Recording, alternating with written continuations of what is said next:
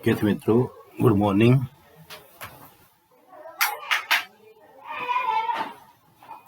BCom semester 1 professor Arvind Devani, Vivekananda college commerce માં આપણે financial accounting એટલે કે નાણાકીય હિસાબી પદ્ધતિ એકાઉન્ટ 1 નાણાકીય હિસાબી પદ્ધતિ 1 માં આજે દાખલા નંબર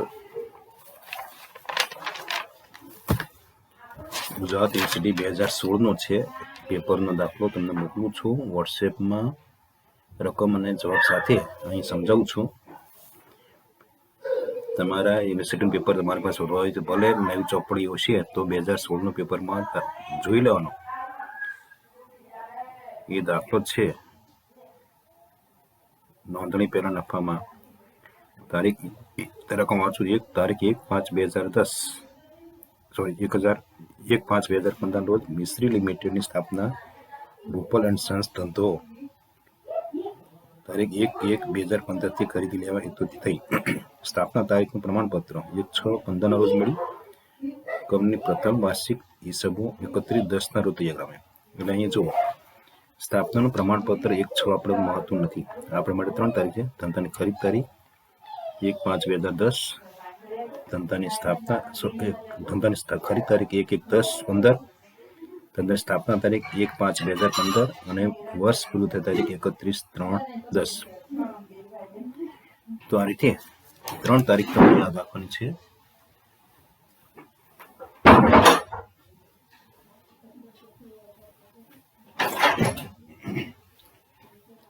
તારીખના આધારે તમારે સમયનું પ્રમાણ શોધવું છે. એટલે સૌથી પહેલા યાદ રાખવાનું, નોંધણી કરેલ નફાનો દાખલો ગણતી વખતે સૌથી પહેલા નંબર 1 આપણે જોઈએ સમયનું પ્રમાણ. સમયનું પ્રમાણ શોધવા માટે 3 તારીખ જોઈએ: ખરીદ તારીખ, સ્થાપના તારીખ અને વર્ષ પૂરું થતા તારીખ. ખરીદ તારીખ છે 1/1/2015, સ્થાપના તારીખ છે 1/5/2015, વર્ષ પૂરું થતા તારીખ છે 31/10/2015. 4 માસ ધંધાની સ્થાપના પહેલાના 1/1/2015 થી 1/5/2015. 1, 2, 3, 4, 5 નહીં. ઘણા જગ્યાથી 5 મહિનો પણ લઈ જાય. 5 મહિનાની પહેલી તારીખ છે એટલે 5 મહિને ધ્યાનમાં રાખવું નથી. 4 મહિના ધંધાની સ્થાપના પહેલા નથી છે અને 5, 6, 7, 8, 9, 10 મહિનાનું વર્ષ છે. આપણે યાદ રાખવાનું વર્ષ ક્યાં પૂરું થાય છે. આપણા મહત્વનું છે કેટલા મહિનાનું એ મહત્વ નથી. 12 મહિનાનું હોય, 8 મહિનાનું કે 10 મહિનાનું હોય. સ્થાપના પહેલા કેટલો સમય આવે છે, સ્થાપના પછી કેટલો સમય આવે એ યાદ રાખવાનું. સ્થાપના પહેલા 4 માસ આવે, સ્થાપના પછી આવે છે 6 માસ. એટલે 4/6 એટલે સ્થાપનાનો સમયનો પ્રમાણ થાય છે 2/3. 2/3 થશે. હવે નંબર 2, વેચાણનું પ્રમાણ. વેચાણનું પ્રમાણ શોધવા માટે વેચાણ તમને ડાયરેક્ટલી આપ્યું નથી, પણ વેચાણનું પ્રમાણ શોધવા માટે તમને એક વિગત આપી છે. કોઈ પણ દાખલામાં યાદ રાખજો. વેચાણનું પ્રમાણ આપણે ઘણી વાર એમ કે એટલું વેચાણ આખા વર્ષનું, એટલું સમય ધંધાની સ્થાપના પહેલાનું, એટલું ધંધાની સ્થાપના પછીનું, તો આપણે 2 ભાગ પાડી શકીએ. પણ અહીંયા આપણને વેચાણ ડાયરેક્ટલી આપ્યું નથી ટોટલ, કે સ્થાપના પહેલા સ્થાપના પછી આપણે શોધવું નથી એવું નથી આપ્યું. પણ વેચાણ પર કમિશન 1% 60,000. વેચાણ પર કમિશનના આધારે આપણે ટોટલ વેચાણ શોધીએ કે જ્યારે કમિશન 1 રૂપિયો મળે ત્યારે વેચાણ હોય 100 રૂપિયા, અહીં કમિશન મળે 60,000 રૂપિયા. તો વેચાણ કેટલું હોવું જોઈએ આખા વર્ષનું? પદ મૂકવાનું છે કે 1 રૂપિયો કમિશન હોય ત્યારે વેચાણ થાય 100 રૂપિયા, કમિશન 60,000 છે તો વેચાણ કેટલું આવશે? વેચાણ આવશે 60 લાખ કુલ વેચાણ. એટલે આ રીતે કમિશન ઉપરથી વેચાણ શોધવાનું. ત્યારે પદ આ રીતે મૂકવાનું, કમિશન એટલા રૂપિયા મળ્યું હોય કેટલા ટકા જોઈ લેવાનું. 1%, 2%, 3%. 1% 1 રૂપિયા મૂકવાનું, 2% 2 રૂપિયા, 3% 3 રૂપિયા, 3 100, 1 100, 2 100. ટોટલ કમિશન કેટલું અંદર આપ્યું છે જોઈ લેવાનું. 60,000 આપ્યું છે, 30,000 આપ્યું છે, 50,000 જે હોય. અહીંયા કમિશન 1% છે, 1 રૂપિયા 100 રૂપિયા વેચાણ થાય તો 60,000 વેચાણ થશે 60 લાખ. હવે આપણને વિગત નંબર જુઓ તમે 3. હવાલા નંબર 3 જુઓ. વધારે માહિતીમાં વિગત 3 છે કે નોંધણી પહેલાનું સમયનું વેચાણ 15 લાખ છે. એટલે 2 ભાગ પડી ગયા. 60 માંથી 15 લાખ નોંધણી પહેલા ના હોય તો 45 નોંધણી પછી આવે. એટલે 15 લાખ જેમ 45 લાખ, 15/45 એટલે પ્રમાણ થશે 1/3. એટલે યાદ રાખજો, વેચાણ ડાયરેક્ટલી આપ્યું, ઇનડાયરેક્ટલી આપ્યું. આપણે ટોટલ વેચાણ શોધવાનું છે આખા વર્ષનું. પછી તમને અંદર દાખલામાં આપ્યું છે કે વેચાણ નોંધણી પહેલાનું એટલું છે, નોંધણી પછીનું એટલું છે. ટોટલ 60 લાખના 2 ભાગ કર્યા કે નોંધણી પહેલા 15 લાખ હોય તો નોંધણી પછી થાય 45 લાખ. 15/45 એક જેમ હવે તમારે સ્ટેટમેન્ટમાં છે કે તારીખ 31/10/15 રોજ પૂરા થતા વસ્તુ મિશ્રી લિમિટેડનું નફા નુકસાન પત્ર. નફા નુકસાન પત્ર બનાવતું સૌથી પહેલા લખવાનું છે કાચો નફો. કાચો નફો આપણને ડાયરેક્ટલી આપ્યું નથી. કાચો નફો આપણને આપ્યો છે વિગત નંબર 2 પર. વેચાણ કમિશન પર જો વેચાણ પર કાચો નફો 25%.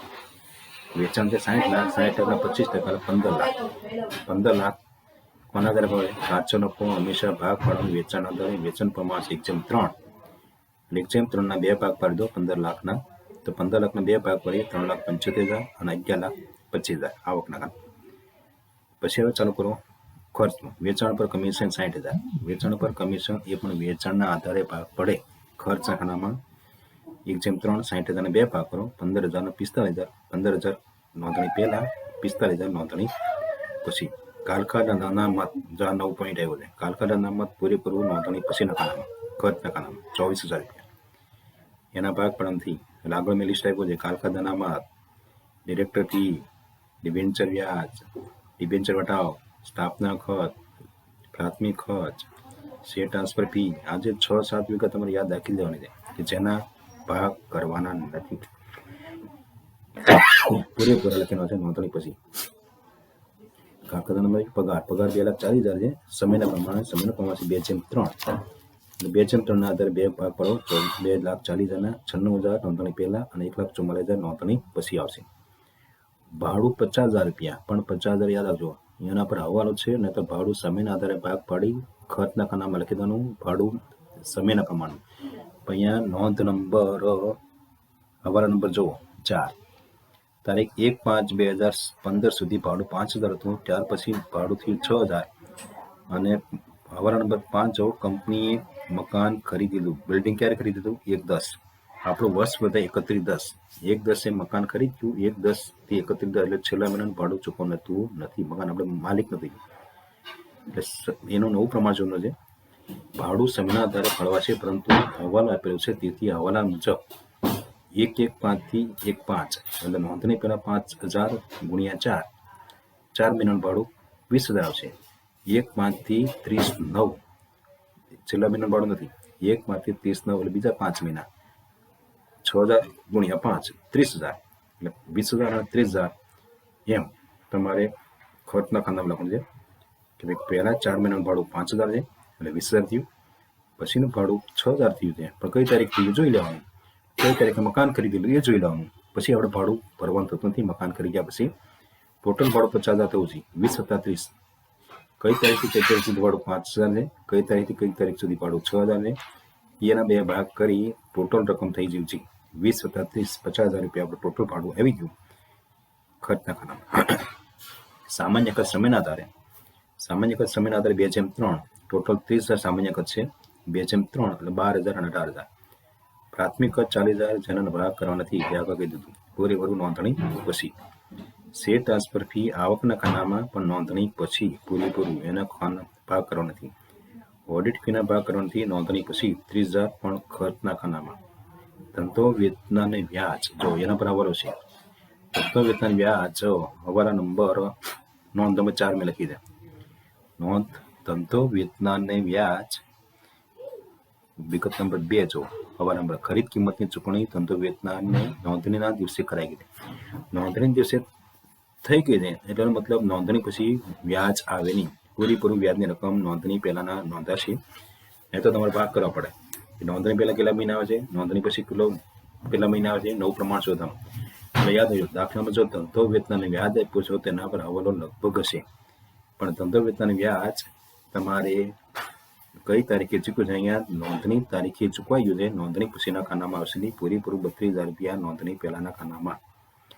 કાલકા 40,000 કાલકા 40,000 એના પર હવાલો છે. વિગત નંબર 1 હવાલા નંબર 1 જુઓ. રૂપિયા 10,000ની દેવા પર કાલકા નોંધણી પહેલાના સમય છે. ટોટલ 40,000 કાલકા છે, જેમાં 10,000 નોંધણી પહેલા હોય તો 30,000 રૂપિયા નોંધણી પછીના ખાનામાં આવે. સેલ્સમેન ભથ્થું બોલો. સેલ્સમેન ભથ્થું કોના આધારે? 20,000 વેચાણના પ્રમાણે. 20,000 1/3 5,000 15,000. ઘસારો 90,000. ઘસારો સમય આધારિત ખર્ચ છે. 90,000 2/3 36,000 અને 54,000. સેલ્સમેનનો પગાર સેલ્સમેનનો પગાર 32,000 એ સમયના આધારે. હવે જો સેલ્સમેનનો પગાર હોય તો સમયના આધારે ભાગ ગણવાનો, પણ સેલ્સમેનનું કમિશન હોય કે સેલ્સમેનનું ભથ્થું હોય તો વેચાણ આધારે ભાગ પડે. સેલ્સમેનનો પગાર 32,000 છે એ સમયના આધારે 2/3 12,800 અને 19,200. જાહેરાત ખર્ચ 16,000 વેચાણના આધારે 1/3 4,000 અને 12,000. એટલે યાદ રાખજો ભાઈ, વેચાણ કમિશન હોય, સેલ્સમેનનું કમિશન હોય, સેલ્સમેનનું ભથ્થું હોય, કાલખાદ હોય, કાલખાદ તો એનો છે ને, કાલખાદ હોય, સેલ્સમેન ભથ્થું હોય, જાહેરાત ખર્ચ હોય, ગ્રાહકવાળા ગાડા ભાડું હોય. હું વારંવાર કહું છું દરેક દાખલામાં કે આ બધા ખર્ચ વેચાણને લગતા છે, તેથી તેના ભાગ કરવાના વેચાણના પ્રમાણમાં. પણ પગાર, ભાડું, સામાન્ય ખર્ચ, બરાબર, ઘસારો, પરચુન ખર્ચ, આ બધા ખર્ચ એ સમયના આધારે છે, એટલે એના ભાગ કરવાના સમયના પ્રમાણમાં. 7 ખર્ચ ફરીવાર લખું છું. 7 ખર્ચ કે આવક લખી લો. ભાઈ, એક છે ડિબેન્ચર વ્યાજ, ડિબેન્ચર વટાવ, પ્રાથમિક ખર્ચ, સ્થાપના ખર્ચ, કારખાના અનામત, ડિરેક્ટર ફી, ઓડિટ ફી. આ જે 6-7 ખર્ચ છે પૂરેપૂરા નોંધણી પછીના ખાનામાં લખવાના છે, તેના તમારે ભાગ કરવાના નથી. અને શેર ટ્રાન્સફર ફી ઇંગ્લિશમાં છે, શેર ફેરબદલી ફી ગુજરાતી શબ્દ છે. શેર ટ્રાન્સફર ફી કે શેર ફેરબદલી ફી કે એ બંને આવક છે. એ ફી એટલે આપણે એવું નથી સમજવાનું કે ખર્ચ છે, ખર્ચ કરો પણ શેર હોલ્ડર માટે, કંપની માટે આવક છે. શેર ટ્રાન્સફર ફી એટલે કંપની શેર હોલ્ડરના transfer, company share holder share વેચે એને ટ્રાન્સફર કરવા પડે, એક કંપનીના એક શેર હોલ્ડર નામેથી બીજા શેર હોલ્ડર નામે, બીજા શેર હોલ્ડર ત્રીજા શેર હોલ્ડર નામે લે વેચ રોજ થતી હોય. એટલે કંપની આ માટે થોડીક વહીવટી પ્રક્રિયા કરવી પડે તો કંપની આ શેર હોલ્ડર પાસેથી ફી વસૂલ કરે. એટલે શેર ફેરબદલી ફી કે શેર ટ્રાન્સફર ફી કે એ ધંધાની આવક છે, ખર્ચ નહીં. એટલે મોટાભાગે વિદ્યાર્થી ખર્ચ સમજે અને ખર્ચના ખાનામાં લખજે. પણ શેર ટ્રાન્સફર ફી દાખલામાં આવે એટલે તમારે સમજી લેવાનું કે એ આવકના ખાનામાં લખજે, પણ નોંધણી પછી. એટલે શેર ટ્રાન્સફર ફી કઈ યાદ આપજે, આવક પણ નોંધણી પછી. બાકીના જે 6 ખાત મેં લખાવ્યા છે, કારખાના અનામત, ડિરેક્ટર ફી, ડિબેન્ચર વ્યાજ, ડિબેન્ચર વટાવ, પ્રાથમિક ખર્ચ, સ્થાપના ખર્ચ, ઓડિટ ફી, આ બધા ખર્ચ ખરા પણ પૂરેપૂરા નોંધણી પછીના ખાનામાં, નોંધણી પછીનો આવે. એટલે તમને મેં કહી દીધું મોટા ભાગે ખર્ચની વિગત આવી ગઈ. સમય આધારિત ખર્ચ, વેચાણ આધારિત ખર્ચ અને જે ખર્ચના ભાગ કરવા નથી એ પૂરેપૂરા લખવાના છે નોંધણી પછીના ખાનામાં. ગાલખાત અહીંયા હવાલો છે, નહીં તો ગાલખાત વેચાણ આધારે ભાગ પડે. અહીંયા પણ હવાલો આપી છે 10,000 દેવાદારની ગાલખાત નોંધણી પહેલાના સમય. ઘણી એવું કે 20,000 ગાલખાત નોંધણી પછીની છે, તો 2 ભાગ થઈ જાય. ટોટલ ગાલખાતમાંથી 20,000 બાદ કરો, ટોટલ ગાલખાતમાં 10,000 બાદ કરીએ. ટોટલ ગાલખાત છે આપણે અહીંયા 40,000. તો 40,000માંથી 10,000 નોંધણી પહેલા હોય તો 30,000 ઓટોમેટિક નોંધણી પૂરી થાય. ભાડું પણ યાદ આવજો, ભાડું સમય આધારિત ખર્ચ છે. ભાડામાં હવાલો ન આપ્યો તો તમારે સમયના આધારે ભાગ પાડી દેવાના, પણ ભાડામાં હવાલો આપ્યો છે કે ભાડું તારીખ 1/5/2015 સુધી માસિક ભાડું 5,000 હતું. 1/5 એટલે નોંધણી પહેલા. નોંધણી તારીખ જો નોંધણી કઈ તારીખથી આપણે નોંધણી થઈ છે તારીખ 1/5 છે. 1/5 સુધી એટલે 1, 2, 3, 4 4 મહિનાનું ભાડું 5,000. એટલે 4 × 5 એટલે 20,000. 4 પછી ભાડું 5, 4 પછી માસિક ભાડું 6,000. અને પછી મકાન ક્યારે કરી દીધું? 1/10. 1/10 મકાન કરી દીધું, મતલબ છેલ્લા મહિનાનું આપણું વર્ષ પૂરું થાય છે 31/10. 1/10 થી 31/10 એક મહિનાનું ભાડું આપણે આપવા નથી, પણ 5, 6, 7, 8, 9 5 મહિનાનું ભાડું 6,000 થાય. 5,000 × 6,000 30,000. અને પહેલા 1/5 સુધી ભાડું 4 મહિનાનું ભાડું 20,000, 5,000 એટલે 5,000 × 4 20. 20,000 વત્તા 30 ટોટલ ભાડું 50,000. એટલે ટોટલ ભાડું તમારે થઈ જવું છે. એટલે ભાડામાં ઘણી વાર હવાલો છે, વેતન અને વ્યાજ એના પર હવાલો છે, તો એ વાળા ખાસ યાદ રાખજો. બાકીનું તો આપણે સમજાયું છે કે ભાઈ ગાલખાત એટલું જ નોંધણી પહેલાં છે, તો ગાલખાતમાંથી એટલું બાદ કરો એ નોંધણી પછી નહીં થાય. એટલે નોંધણી પહેલાં અને નોંધણી પછી ખર્ચ ડાયરેક્ટ આવી દીધા હોય એટલે એને યાદ રાખવાનો પ્રશ્ન નથી. પણ જે તેમાં હવાલો તો હવાલો બરાબર વાંચજો, હવાલો બરાબર સમજીને નવું પ્રમાણ શોધવાનું તો નવું પ્રમાણ શોધજો કે ભાઈ નવું પ્રમાણમાં શું આવે છે ધંધો વેતન વ્યાજ ક્યારે ચૂક્યું છે, રોકાણોનું વ્યાજ હોય કે રોકાણોનો નફો હોય એ પણ હવાલો ઘણીવાર દાખલામાં છે. દાખલા મેં આપણે કહ્યું હતું. એટલે ખાસ કરીને હવાલા હોય ત્યાં તમારે થોડું સમજવાનું, સમજીને નવું પ્રમાણ શોધવાનું, એ પ્રમાણે ભાગ પાડી દેવાના. અને આવક હોય તો આવકના ખાનામાં, ખર્ચ હોય તો ખર્ચના ખાનામાં. કે ધંધો વેતન વ્યાજ એનો મતલબ આપણે વેતન વ્યાજ ચૂકવું પડ્યું છે. આપણે વેચાણ કિંમત થોડી વહેલા મોટી ચૂકવી હોય તો વેચનાર આપણી પાસેથી વ્યાજ વસૂલ કરે છે. એટલે આપણા માટે ખર્ચ છે, એટલે ખર્ચના ખાનામાં લખવાનું છે. પણ એનો ભાગ કઈ રીતે પાડવા, હવાલો આપ્યો હશે, ન આપ્યો તો સમય આધારે વેતનાનું વ્યાજ આ ભાગ પાડી દેવાનો. હવાલો ન હોય તો, હવાલો હોય તો ભાગ રીતે પાડવાનો. એટલા માટે ખાસ યાદ રાખજો, આ 2 દાખલા મહત્વના છે. એટલે આવતી વખતે તમને ટૂંકા ઓબ્જેક્ટિવ દાખલો ભણાવીશ. નાના દાખલા કેવા આવે છે 3 કે 4 માર્ક્સના, અને MCQ પણ કેવા આવે છે. એટલે નેક્સ્ટ ટાઈમ જો દાખલો નહીં હોય તે ટાઈપના મોટા પ્રશ્ન મૂકીશ, તમને રકમ પણ મોકલીશ, જવાબ પણ મૂકીશ અને સમજાવીશ પણ. આ દાખલો નેક્સ્ટ ટાઈમ જ્યારે હું તમને લિંક મોકલું ત્યારે તમે જોડાઈ જજો. એ સમયે નેક્સ્ટ ટાઈમ દાખલા નંબર 29 પેજ નંબર 160 ઉપર છે એમ સમજાવીશ. એ દાખલો હું સમજાવીશ. તમને વોટ્સએપમાં મોકલી આપ્યો છે, રકમે મોકલી આપી છે, જવાબ પણ મોકલી આપ્યો છે. તમે જોઈ લેજો ઘરે જઈ. દાખલો તમારી ચોપડીમાં છે, ન હોય તો રકમ અમે મોકલી છે.